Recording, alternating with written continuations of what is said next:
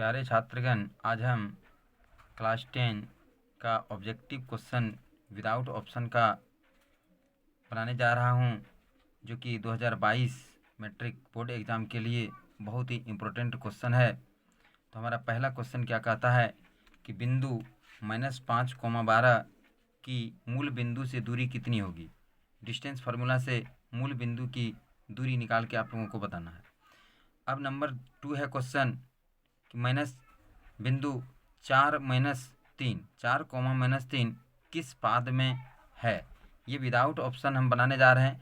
आप लोग पहले इसको बना के और कमेंट में भेजिए कि आप लोग कितने बना पाते हैं। अब तीसरा क्वेश्चन हमारा है मूल बिंदु का नियामक क्या है। चौथा क्वेश्चन है किसी वृत्त की परिधि पर का कोण केंद्र पर के कोण का ... यानी खाली जगह होता है। अब हमारा पांचवा क्वेश्चन है 4 सेंटीमीटर त्रिज्या वाले एक ठोस गोले को पिघलाकर 2 सेंटीमीटर त्रिज्या वाले कितने छोटे छोटे गोले बनाए जा सकते हैं। हमारा पांचवा क्वेश्चन है यदि किसी वृत्त का क्षेत्रफल 64 पाई वर्ग सीएम है तो उसका व्यास क्या होगा। यदि किसी वृत्त की परिधि 4 पाई से बढ़ाकर 8 पाई हो जाए तो क्षेत्रफल क्या होगा। किसी ठोस गोले के पृष्ठ क्षेत्रफल और आयतन बराबर है तो गोले की त्रिज्या क्या होगी। नौवां क्वेश्चन हमारा है 2.034 पर आवर्त ये क्या है बताना है। यदि किसी एपी का चौथा और आठवां पद क्रमशः 11 और 23 है तो इसका सार्व अंतर क्या होगा। इसका डी निकालने के लिए कहा जा रहा है। किसी घन का किनारा एवं विकर्ण की लंबाई का अनुपात क्या होता है। यानी किसी घन का किनारा और विकर्ण का लंबाई का अनुपात क्या होता है। यानी उसका किनारा कितना होता है और विकर्ण का लंबाई कितना होता है और उसका अनुपात निकालना है। अब 12वां नंबर क्वेश्चन है कि गोले के संपूर्ण पृष्ठीय क्षेत्रफल क्या होता है। ये सूत्र बताना है कि गोले का संपूर्ण पृष्ठीय क्षेत्रफल का सूत्र क्या होता है। अब 13 नंबर क्वेश्चन है दो बेलन की त्रिज्याओं का अनुपात 4:5 है और उनकी ऊंचाई का अनुपात 5:3 है तो उनके आयतनों का अनुपात क्या होगा। यानी कि दो बेलन है जिसका त्रिज्या का अनुपात दिया है और ऊंचाई का भी अनुपात दिया है तो उसके आयतनों का उस दोनों बेलन के आयतनों का अनुपात क्या होगा। अब 14वां क्वेश्चन है ये एक आंकड़ा दिया है इसकी मध्यिका निकालने का था। 15वां क्वेश्चन में एक आंकड़ा दिया है इसका बहुलक निकालने के लिए कहता है। अब हम देखते हैं 16वां क्वेश्चन। देखिए हमारा 16वां क्वेश्चन क्या कहता है कि किसी घन का प्रत्येक भुजा दुगुना कर दिया जाए तो उसका आयतन कितना गुना हो जाएगा। यानी कि घन का प्रत्येक भुजा को दुगुना कर दिया जाए, बढ़ा दिया जाए, दुगुना कर दिया जाए तो उसका आयतन कितना गुना बढ़ जाएगा। एक गोले का व्यास 14 सेंटीमीटर है तो उसका पृष्ठ क्षेत्रफल कितना होगा। 18 नंबर क्वेश्चन है समान त्रिज्या एवं समान ऊंचाई वाले एक शंकु एवं बेलन के आयतनों का अनुपात क्या होगा। यानी कि जितना त्रिज्या शंकु का है उतना ही त्रिज्या बेलन का है, जितना ऊंचाई शंकु का है उतना ही ऊंचाई बेलन का है तो दोनों के आयतनों का अनुपात क्या होगा। 19 नंबर क्वेश्चन है कि किसी समबाहु त्रिभुज का क्षेत्रफल √3 वर्ग सीएम है हो तो उसकी प्रत्येक भुजा कितनी होगी। यानी एक समबाहु त्रिभुज का क्षेत्रफल दिया उसका भुजा निकालने के लिए कहता है। किसी चतुर्भुज के सम्मुख कोणों का एक युग्म संपूरक हो तो उसे कौन सा चतुर्भुज कहते हैं। यानी कि एक चतुर्भुज है जिसके आमने सामने के कोण जो है संपूरक हैं तो यानी 180 डिग्री का कोण बनाता है संपूरक का मतलब, तो वो कौन से चतुर्भुज हैं। त्रिभुज के तीनों कोणों का योगफल कितना समकोण होता है ये पूछा गया है। त्रिभुज के तीनों कोणों का योगफल कितने डिग्री में होता है। आयत का प्रत्येक कोण कितना समकोण होता है। सम चतुर्भुज के विकर्ण एक दूसरे को खाली जगह काटता है कितने पर काटता है, किस क्या काटता है यहाँ पर ये पूछा गया है। अब यहाँ पर एक 24 नंबर में दिया गया है ये बताना है आपको ये कैसी संख्या है, ये कैसी संख्या है। पाई जो है ये भी कैसी संख्या, कौन सी संख्या है ये बताना है। तो ये हमारा था 25 का 25 क्वेश्चन। अब आप लोग वीडियो को रोक रोक कर पहले 25 से 25 क्वेश्चन का हल बनाइए, उसके बाद आप हमारे हल को मिलान कीजिएगा और पहले अपने हल को बना के और कमेंट में भेजिए कि आप कितना नंबर बना पाते हैं, आप मैथमेटिक्स में कितने सक्षम हैं, कितने आपकी तैयारी मजबूत है, इससे आप अंदाज़ा लगा सकते हैं। तो अब हम शुरू करते हैं इसका सॉल्यूशन। तब हम पहला क्वेश्चन हमारा क्या कहता है। अब हमारा पहला क्वेश्चन क्या कहता है कि मूल बिंदु से दूरी दिया हुआ है, एक मूल बिंदु से इसकी दूरी निकालने के लिए कह रहा है। तो देखिए इसका सॉल्यूशन हम बना रहे हैं। जैसे मान लिया जाए इसका पूरा बता रहे हैं, एक्स हो गया, ये एक्स डैश हो गया, ये वाई हो गया, ये वाई डैश हो गया। ये बिंदु है कहाँ, तो देखिए ये एक्स अक्ष में -5 पर है, हम मान लेते हैं यहाँ पर -5 है, और वाई अक्ष में 12 पर है, यानी कि यहाँ पर ये 12 है, इधर हम मान लेते हैं 12 है। तो ये बिंदु यहाँ पर है -5, ये यहाँ पर है।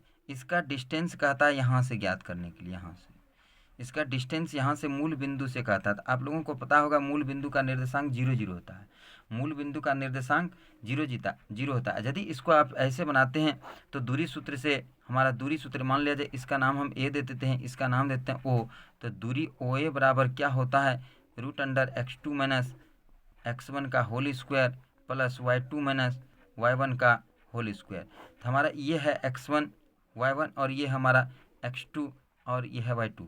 तो x2 हमारा कितना हो जाता है -5, x1 हमारा कितना है 0, -5 0 का होल स्क्वायर, और ये y2 हमारा कितना है 12 और ये y1 कितना है 0 का होल स्क्वायर। तो ये हमारा कितना हो जाता है -5 का होल स्क्वायर प्लस 12 का होल स्क्वायर।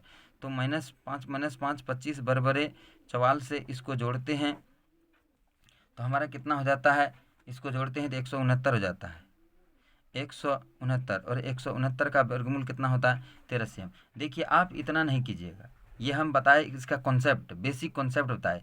आप इसको डायरेक्ट क्या कीजिए, आप इसको डायरेक्ट कीजिए, मूल बिंदु से सूत्र ही होता है, मूल बिंदु से डिस्टेंस का सूत्र ही होता है, दूरी सूत्र ही होता है √x² प्लस y²।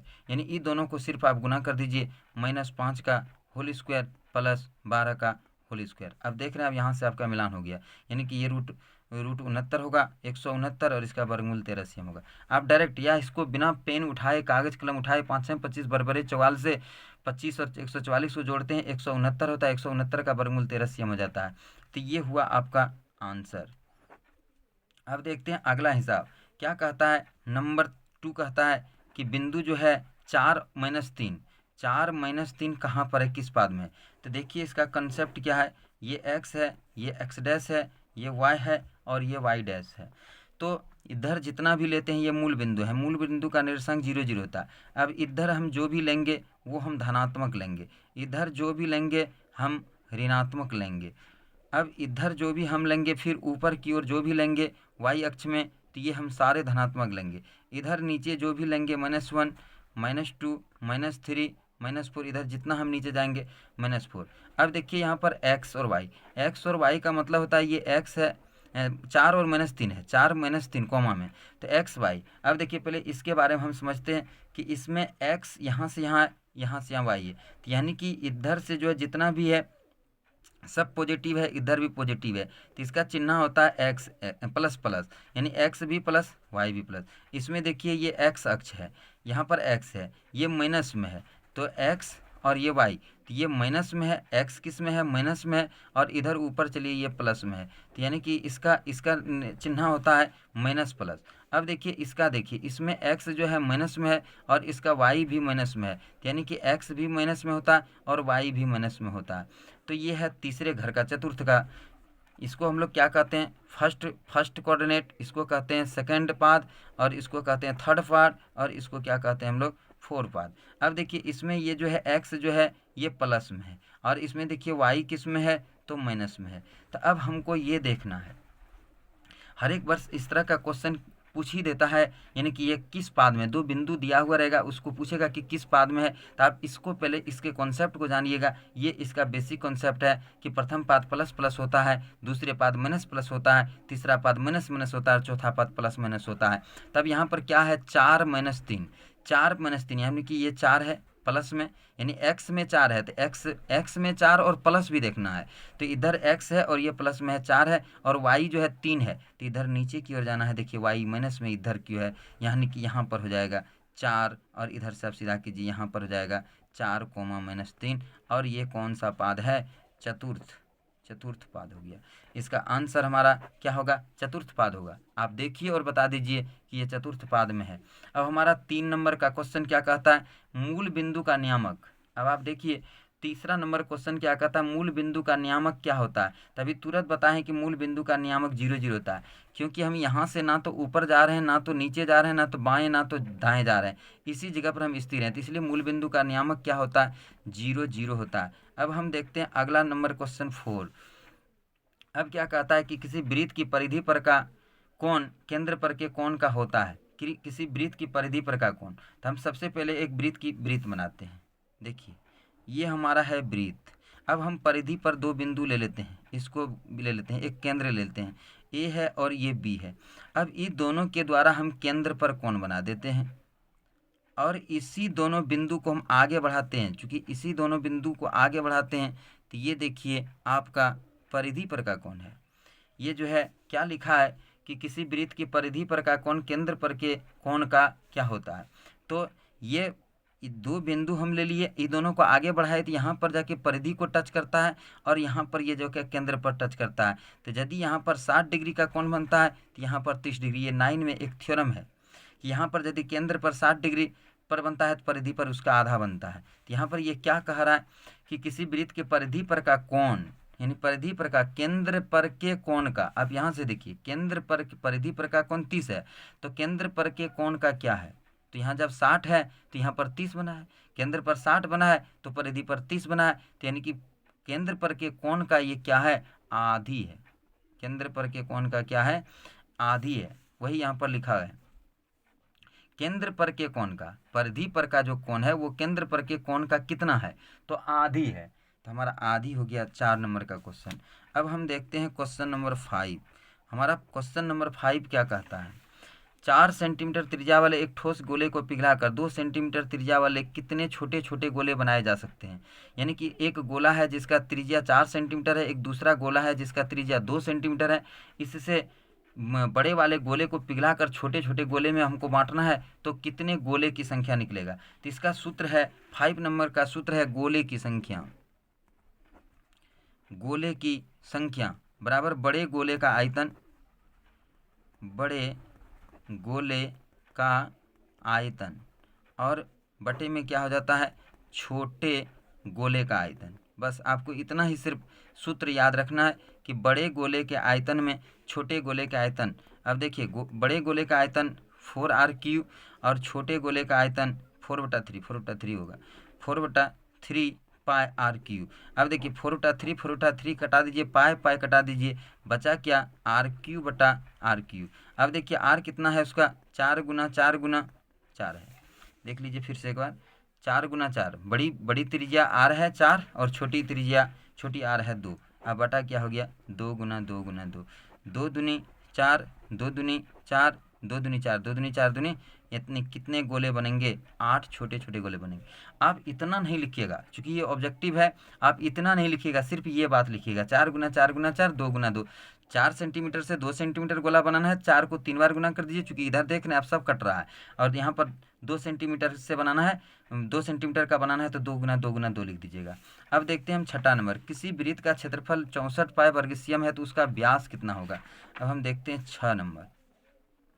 अब हमारा 6 नंबर क्या कहता है, किसी वृत्त का क्षेत्रफल, तो वृत्त का क्षेत्रफल दिया है, हम बैठा देंगे। वृत्त का क्षेत्रफल बराबर सूत्र क्या होता है, πr² होता है। क्षेत्रफल हमारा दिया हुआ है कितना, 64 पाई, और इधर क्या हो जाएगा πr²। आप देखिए पाई और पाई क्या होगा, कट जाएगा, इधर क्या बचा 64, इधर क्या बचा r²। ये जो है इधर आके रूट में बदल जाएगा तो r बराबर हमारा कितना हो जाएगा, 64 का वर्गमूल कितना हो जाएगा, 8 cm। ये हमारा हो गया आंसर। अब हम देखते हैं क्वेश्चन नंबर 7। 7 नंबर हमारा क्या कहता है, यदि किसी वृत्त की परिधि 4 पाई से बढ़कर 8 पाई हो जाता है तो क्षेत्रफल क्या होगा। यदि वृत्त का परिधि दिया है 7 cm और उसको यदि हम उसका मन बढ़ाकर 8 पाई कर दिया जाता है तो फिर उसका क्षेत्रफल कितना हो जाता है। तब देखते हैं हम इसको। वृत्त की परिधि का सूत्र क्या होता है, तो वृत्त की परिधि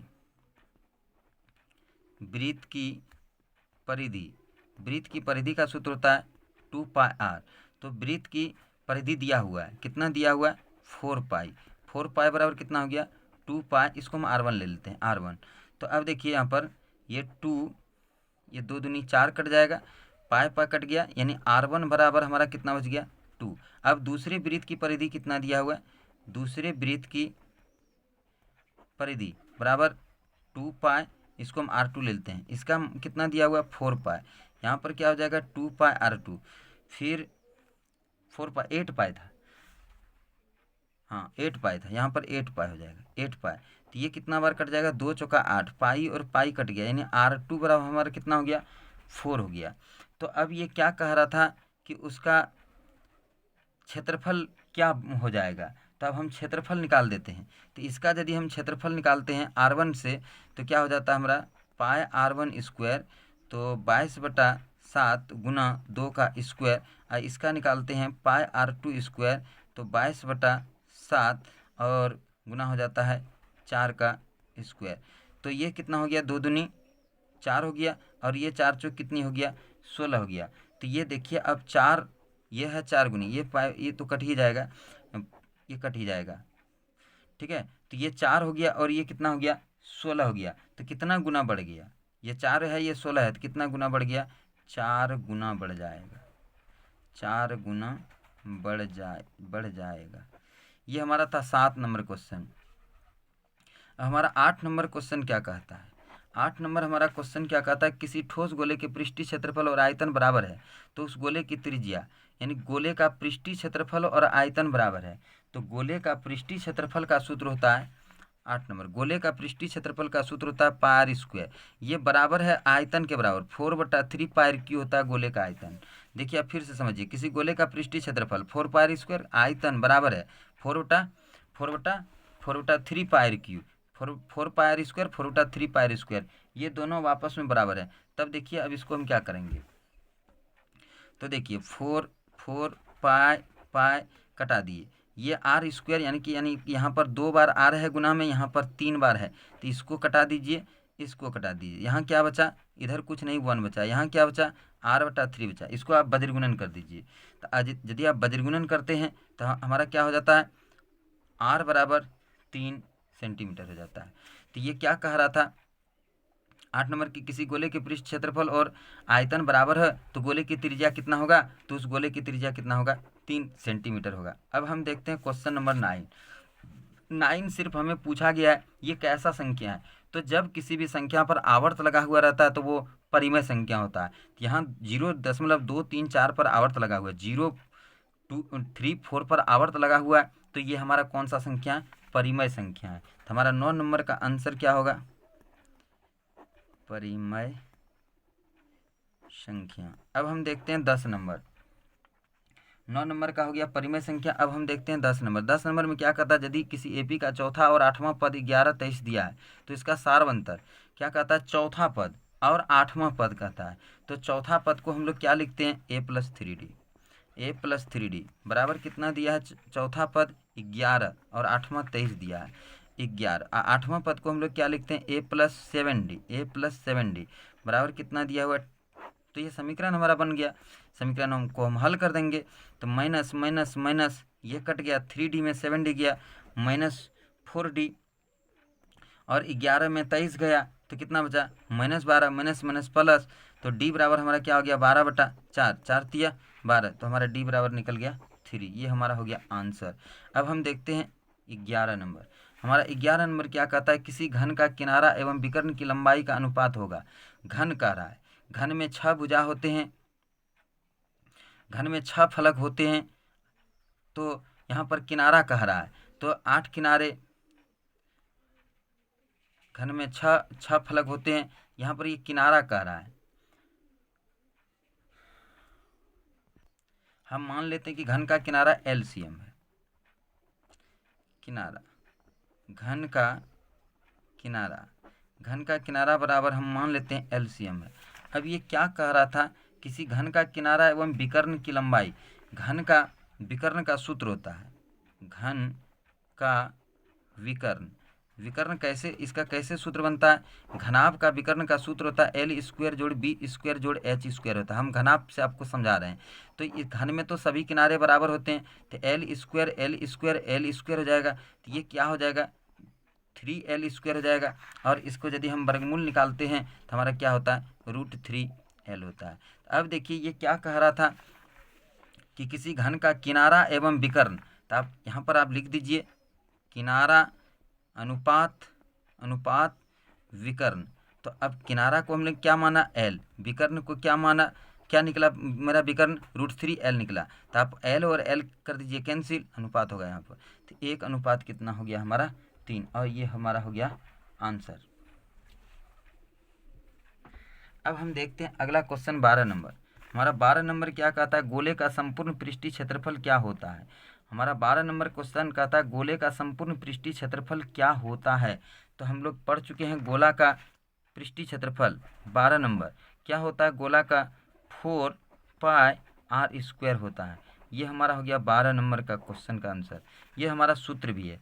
दो बेलन की त्रिज्याओं का अनुपात 4:5 है। 13 नंबर कहता है दो बेलन की त्रिज्याओं का अनुपात 4:5 है, उनकी ऊंचाई का अनुपात 5:3 है, तो उनके आयतनों का अनुपात क्या होगा। चलिए अब हम देखते हैं 13 नंबर। बेलन का त्रिज्या का अनुपात 4:5 दिया है। दो बेलन है, एक का त्रिज्या मान लेते हैं R1 बराबर 4 और R2 बराबर 5, और क्या कहता है ऊंचाई, तो H1 बराबर 5 और H2 बराबर 3। अब क्या कहता है उसके आयतनों का अनुपात। तो बेलन का आयतन का सूत्र क्या होता है, बेलन का आयतन का सूत्र होता है पाई आर स्क्वायर एच अनुपात पाई R2 स्क्वायर H2। हम यहाँ R1 स्क्वायर H1 स्क्वायर लेंगे, तो पाई तो हमारा कैंसिल हो गया। R1 हमारा कितना है 4 का स्क्वायर गुना 4 का स्क्वायर हो जाएगा, गुना H1 हमारा कितना है 5 अनुपात यहाँ R2 कितना है, R2 हमारा है 5, तो 5 का होल स्क्वायर गुना H2 कितना है 3, तो 4 चौक 16, 16 पंचे 80 हो गया, और ये अनुपात 5 है 25, और 25 दिया कितना हो गया, 5 है 25 दिया 75। अब 5 से भागा लगा दीजिए इसमें, और इसमें भी 5 से भागा लगा दी, तो ये क्या हो जाएगा 16, और ये कितना हो जाएगा 15। तो ये हमारा हो गया आंसर। यानी दोनों गोले का त्रिज्या दिया हुआ R1 R2 दिया है, अनुपात में दिया है, एक का H1 और एक का H2 हमने मान लिया 5:3। अब दोनों का आयतन कहता है कि दोनों के आयतनों का अनुपात निकालने के लिए, तो दोनों के आयतनों को हमने निकाल दिया सूत्र पर, और दोनों के बीच में अनुपात लगा दिया, पाई कैंसिल हो गया, R स्क्वायर एच बचा, इधर भी R1 स्क्वायर एच, यहाँ पर R2 स्क्वायर एच बचा, और दोनों को ऐसे निकाल दिए हम। अब है हमारा क्वेश्चन नंबर 14 नंबर हमारा क्वेश्चन क्या कहता है, 5 6 7 6 4 2 1 की मध्यिका निकालने के लिए कह रहा है। देखिए 14 नंबर में हमारा मध्यिका कहता है। मध्यिका निकालने के लिए हम आंकड़े को या तो आरोही क्रम में लिखते हैं या तो अवरोही क्रम में लिखते हैं, तो हम इसको आरोही में लिख रहे हैं। आरोही में क्या हो जाएगा 1 2 4 5 6 6 7 हो गया, 1 2 4 5 6 6 7। अब हम इसकी गिनती करते हैं 1 2 3 4 5 6 7, n बराबर कितना है 7। ये हमारा कौन सा संख्या है, तो विषम संख्या है। अब हम लोग सूत्र पढ़ लिए हैं, क्या पढ़े हैं, मध्यिका का सूत्र पढ़े हैं। यदि n बराबर विषम होता है तो n+1/2 वहाँ पद जो है वो मध्यिका हो जाता है। तो n हमारा कितना है 7+1/2 वहाँ पद, यानी कि हमारा क्या है 8वां पद, और 8वां पद 8 में 2 से भाग लेगा, 8 में 2 से 8/2 वहाँ पद, यानी कितना पद हो जाता है 4वां पद। अब हम यहाँ से देखेंगे 1 2 3 4, बीच में क्या इधर से किधर से भी गिनती करें 1 2 3 4 1 2 3 4, यानी कि ये बीच में मध्यिका जो है आप इतना लंबा चौड़ा करके आप नहीं बनाइएगा, सीधा आप आरोही क्रम में बदलिए। आरोही क्रम में बदलने के बाद या अवरोही क्रम में बदलिए, और यहाँ से आप ऐसे हटाइए। देखिए 7 है तो इधर 3 गया, इधर 3 गया, ये बीच में बन गया 5। ठीक है, तो इतना आप लंबा चौड़ा बनाइएगा तो समय की बर्बादी होगी, इसलिए इतना लंबा चौड़ा नहीं बना के आप इस तरह से कर दीजिए। अब हमारा है क्वेश्चन नंबर है 15 नंबर क्वेश्चन हमारा क्या कहता है, बहुलक निकालने के लिए कहता है। क्वेश्चन हमारा क्या है, क्वेश्चन हमारा है 5 1 3 5 1 0 2 5 7। अब हम लोग पढ़ चुके हैं बहुलक किसको कहते हैं, अधिक जो सबसे अधिक बार आता है उसी को हम लोग बहुलक कहते हैं। तब हम यहाँ पर देखते हैं कि 5 हमारा जो है 3 बार आया है, हम गिनती करेंगे 5 देखते हैं 3 बार आया है, 1 बार 2 बार 3 बार, और कोई संख्या देख लेते हैं इससे ज़्यादा बार आता है क्या, 1 आया है कितना बार 2 बार आया है, फिर 3 बार आया है 1 बार, 0 आया है 1 बार, 7 आया है 1 बार, तो बहुलक हमारा क्या हो जाएगा, बहुलक बराबर हमारा कितना हो जाएगा 5। ये होगा हमारा आंसर। अब हम देखते हैं 16 नंबर, क्वेश्चन नंबर 16 देखते हैं। अब देखिए 16 नंबर क्या कहता है, एक घन का प्रत्येक भुजा दुगुना कर दिया जाए तो उसका आयतन कितना गुना बढ़ जाएगा। एक घन है उसका भुजा जो है प्रत्येक भुजा जो है दुगुना कर दिया गया तो उसका आयतन कितना बढ़ जाएगा। तो मान लेते हैं घन का भुजा, घन का भुजा को हम मान लेते हैं x, ठीक है। अब उसके नया भुजा उसका कितना हो जाएगा, दुगुना कहता है, नया भुजा क्या कहता है, दुगुना कर दिया जाए तो कितना हो जाएगा 2x। अब क्या कहता है, किसी घन का प्रत्येक भुजा दुगुना कर दिया जाए तो उसका आयतन, तो इसका आयतन पहले निकालते हैं। तो घन का आयतन बराबर क्या होता है, भुजा क्यू। घन का आयतन बराबर क्या होता है, लिख देते हैं इधर, घन का आयतन बराबर क्या होता है, भुजा क्यू। तो यहाँ पर क्या है एक्स का क्या हो जाएगा, होल क्यू। तो एक्स का होल क्यू क्या हो जाएगा, एक्स क्यू। घन इकाई, और इसको हम करते हैं, इसका भी हम वही काम करेंगे, क्या करेंगे, 2x का होल क्यू कर देंगे। तो 2 दूनी 4 दूनी 8x की हो गया। तो अब देखिए ये घन इकाई हो गया। ये क्या पूछ रहा था क्वेश्चन, ये क्वेश्चन पूछ रहा था कितना गुना बढ़ जाएगा। अब देखिए यहाँ पर एक्स क्यू है, यहाँ पर 8x क्यू है। तब यहाँ से आप देखिए कितना गुना बढ़ गया, कितना गुना बढ़ गया, 8 गुना ये बढ़ गया। तो इस तरह से इसका ये आंसर हो गया। अब हम देखते हैं क्वेश्चन नंबर 17 नंबर हमारा क्या कहता है, एक गोले का व्यास 14 सेंटीमीटर दिया था, उसका पृष्ठीय क्षेत्रफल ज्ञात करने के लिए कहता है। जब व्यास दिया हुआ है 14 सेंटीमीटर तो उसका त्रिज्या कितना होगा। डी बराबर दिया है, डी बराबर 14 सेंटीमीटर, डी बराबर, यहाँ पर आप क्वेश्चन देख लीजिए एक बार, यदि गोले का व्यास 14 सेंटीमीटर दिया है तो उसका पृष्ठीय क्षेत्रफल क्या होगा।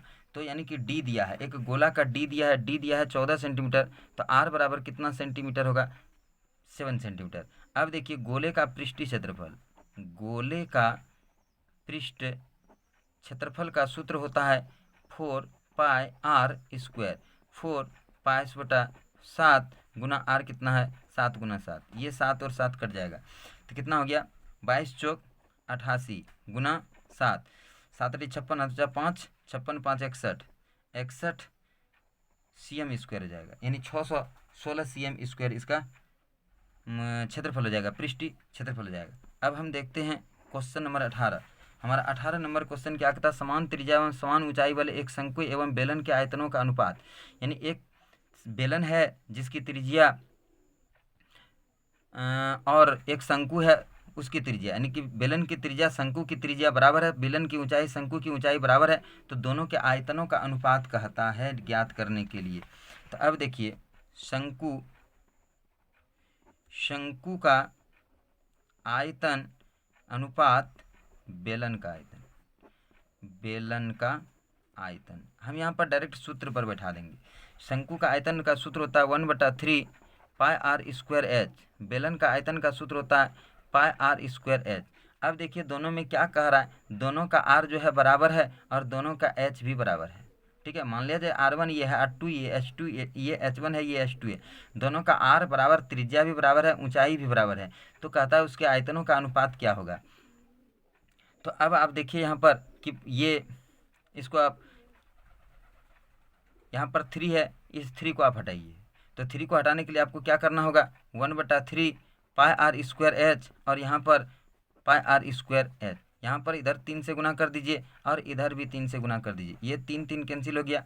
अब देखिए यहाँ पर ये πr², ये πr²h कैंसिल हो गया, इधर कुछ नहीं बचा 1, इधर कुछ नहीं बचा 3 बचा, यहाँ पर क्या बचा 3। तो ये हमारा हो गया आंसर। देखिए शंकु का आयतन और बेलन का आयतन, बेलन के आयतन का तीसरा हिस्सा यानी कि एक भाग में 1/3 होता है, 1/3 यानी कि 3 हिस्से में से एक हिस्सा आयतन इसका होता है, और बेलन का आयतन जो है शंकु के आयतन से तिगुना होता है। शंकु के आयतन से यदि मान लिया जाए, इस तरह का आपको एक फिगर से समझा रहे हैं, जैसे मान लिया जाए ये एक शंकु है और ये एक बेलन है, दोनों का ऊंचाई हम समान मानते हैं, इसी हिसाब से समान मानते हैं दोनों का त्रिज्या। यदि इसमें 3 लीटर दूध अटेगा तो इसमें कितना लीटर अटेगा, उसका तिगुना अटेगा। अब बताइए इसका ये 1/3 है, 9 का 1/3, 9 का 1/3, तो देखिए अब क्या होता है 9 गुना 1/3, 3 9, इतने इसमें कितना लीटर अटेगा, 3 लीटर। इसका ये 1/3 है, ठीक है, और इसका ये तिगुना है, तो वही यहाँ पर हो गया कि शंकु का आयतन 1 भाग है तो बेलन का आयतन कितना भाग होगा, 3 भाग होगा। हम अब अगला देखते हैं, अगला क्वेश्चन। हमारा अगला क्वेश्चन क्या कहता है, 19 नंबर समबाहु त्रिभुज का क्षेत्रफल दिया है, उसकी प्रत्येक भुजा निकालने कहता है। तो समबाहु त्रिभुज का क्षेत्रफल का सूत्र होता है, समबाहु त्रिभुज का क्षेत्रफल बराबर सूत्र होता है √3/4 गुना भुजा स्क्वायर होता है। तो अब देखिए संभावित त्रिभुज का क्षेत्रफल तो दिया है, यहाँ पर √3 दिया है तो √3 लिख दिया। इधर क्या है √3/4 गुना भुजा स्क्वायर, तो ये √3 और ये √3 क्या होगा, कैंसिल हो जाएगा। अब हमारा क्या बचा, देखिए यहाँ पर 1/1 और यहाँ क्या बचा 1/4 गुना भुजा स्क्वायर। अब ये 4 इधर भाग में इधर आके गुना हो जाएगा, 4 बराबर क्या हो जाएगा भुजा स्क्वायर। अब ये स्क्वायर जो इधर आके रूट में बदल जाएगा, यानी कि भुजा बराबर कितना हो गया 2 cm। भुजा कितना cm हो गया 2 cm। अब हम देखते हैं क्वेश्चन नंबर 20 नंबर क्वेश्चन हमारा क्या कहता है, ये तो एक थ्योरम है। जिस चतुर्भुज के सम्मुख कोणों का युग्म संपूरक हो, जिस चतुर्भुज के सम्मुख कोणों का युग्म संपूरक हो उसे कौन सा चतुर्भुज कहते हैं। तो ये है चक्रीय चतुर्भुज। चक्रीय चतुर्भुज में आमने सामने के कोणों का युग्म जो है संपूरक होता है, ये चक्रीय चतुर्भुज होगा।